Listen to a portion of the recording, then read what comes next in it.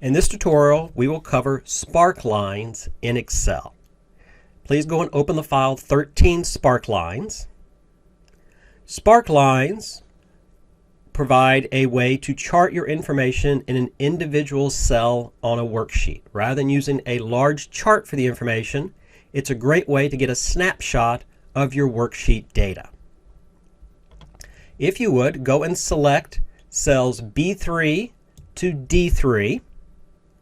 Please then go to the Insert tab and look for the Sparklines group.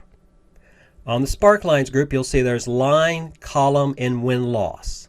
Line columns allow you to see your trends over time. Column charts help you to see differences in quantity. And your win-loss are good for showing gains and losses. Go ahead and click on Line, and you'll see we get the Create Sparkline box opened up. You'll see it already has our data range in the information since we had that selected. Go down to the location range and let's go and click on cell E3, and you'll see it's going to drop the information in E3.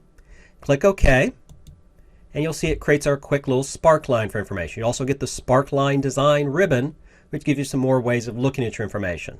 Here you can also quickly switch between the different types. So if I want to look at it as a column or I want to look at a win-loss, you'll see I can switch between those. It also gives you some other ways to show your information. If you want to focus and notice and point out what the low point is or what the high point is, you can check those boxes.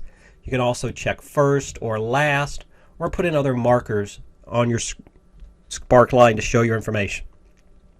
You can even change the color if you wanted to by changing your Sparkline color. Now you can also create your Sparkline. If you would, go and click on cell E4. With it selected, if you go up to your Insert ribbon, click on Line, you'll see it has the location selected but it doesn't have the data range. So let's go and select B4 to D4, and you can see it puts in our data range in that box. Click OK, and you'll see it creates our nice little Sparkline.